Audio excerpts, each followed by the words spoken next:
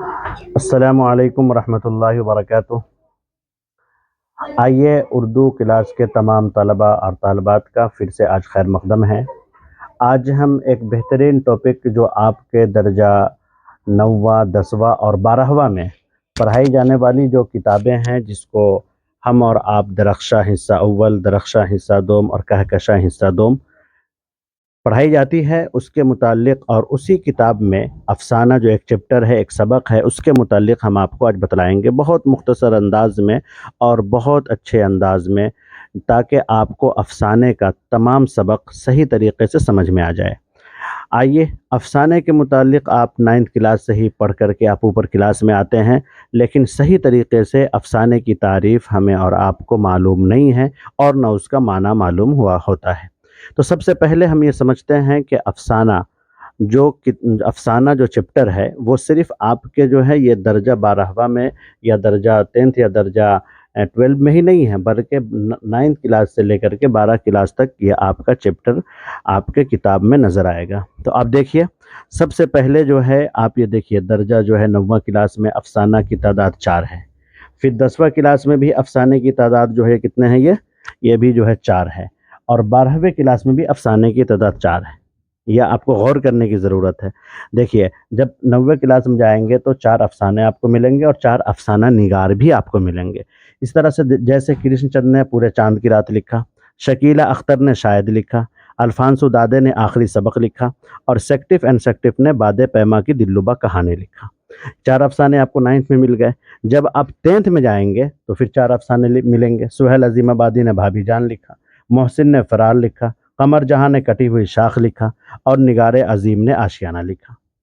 اسی طرح سے جب آپ 12 کلاس 12ویں میں جب جائیں گے تو آپ کو یہاں بھی 4 افسانے ملیں گے۔ میں نے پڑھائے بھی اور آپ نے سنا بھی ہے، یاد بھی کیا، سنایا بھی اور ٹیسٹ بھی دیا ہے۔ جیسے ٹوبہ ٹیک سنگھ، یہ افسانہ ہے، اس کا افسانہ نگار کا نام سعادت حسن منٹو ہے۔ پرومس ایک افسانہ ہے، اس کے افسانہ نگار کا نام جیلانی بانو ہے۔ اور بھولے بصری کی گیت ایک افسانہ ہے، اس کے افسانہ نگار کا نام شفیع جاوید ہے۔ چوتھے نمبر پر ابراہیم سقہ ہے، جس کے افسانے کا نام جو ہے، افسانہ نگار کا نام سلام ابن رزاق ہے۔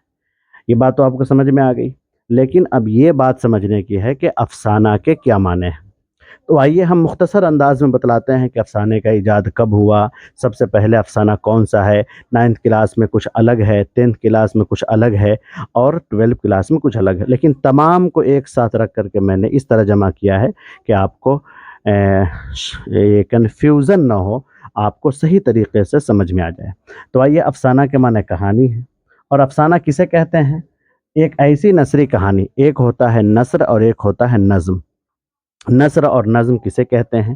آپ کو سمجھ لینا چاہیے، نظم جو شعر و شاعری کے انداز میں لکھا جاتا ہے، مثلا مثنوی ہوا یا غزل ہوا یا اسی طریقے سے نظم ہوا، اس کو نظم انداز میں کہا جاتا ہے۔ اور نثری انداز میں جو کتاب کی طرح سے جو نظم کا الٹا، نظم کا برعکس اور غزل کا برعکس، مثنوی کا برعکس یا اسی طریقے سے گیت کا برعکس، تو اس کو نثر کہتے ہیں۔ جس طرح سے عام طور سے کتابیں وغیرہ لکھی جاتی ہے، اس کو نثر کہا جاتا ہے۔ تو نثر ایک ایسی کہانی ہے جو افسانہ ایک ایسی نثری کہانی ہے جو ایک ہی نشست میں پڑھی جائے۔ بات سمجھ گئے؟ ہم اور آپ اس کے اندر یہ بھی ملا دیتے ہیں کہ اس کے اندر چند کردار بھی ہو۔ آپ کوئی بھی افسانہ یہاں پر اٹھا کر کے دیکھ لیجئے، ہر افسانے کے اندر کچھ نہ کچھ کردار ضرور موجود ہوگا چند لوگوں کا۔ اردو میں مختصر افسانے کا آغاز کب ہوا؟ 20ویں صدی میں۔ اچھا، اردو میں سب سے پہلا مختصر افسانہ کس کو تسلیم کیا جاتا ہے؟ جب آپ یہ 10th کلاس میں آئیں گے تو نصیر اور خدیجہ آپ کو ملے گا، اور اس کے مصنف کون ہے؟ تو راشد الخیری ہے، ایک قول کے مطابق۔ اور یہ کتاب، یہ جب یہاں آپ جائیں گے، ایک قول کے مطابق مختصر افسانہ کس نے لکھا اور کس نام سے، اور یہ افسانہ کب شائع ہوا؟ تو سجاد حیدر یلدرم نے لکھا، نشے کی پہلی ترنگ، جو 1900 میں شائع ہوا۔ تو اب آپ یہ بات سمجھ لیں کہ افسانہ آپ کے کتاب کے اندر، چاہے وہ 9th کلاس ہو، چاہے وہ 10th کلاس ہو، چاہے وہ 12 کلاس ہو، ہر کتاب میں آپ کو جو ہے آپ کے سبق، آپ کا چیپٹر جو ہے افسانہ آئے گا۔ لیکن یہ افسانے کی بنیادی معلومات ہیں اور بنیادی چیزیں ہیں جو میں نے آپ کو بتلایا ہے، یہ تمام کلاس والوں کے لیے یہ آپ اہم ہے، اس کو آپ ضرور یاد کر لیں۔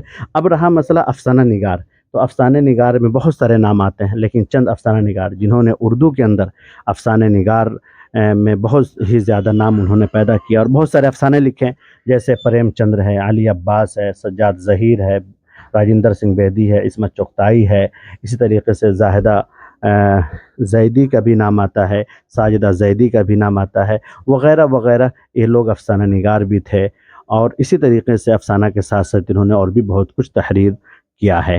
تو آج آئیے، آج صرف ہم اور آپ افسانے کی بنیادی اور اہم چیز کو سیکھے ہیں، دیکھے ہیں۔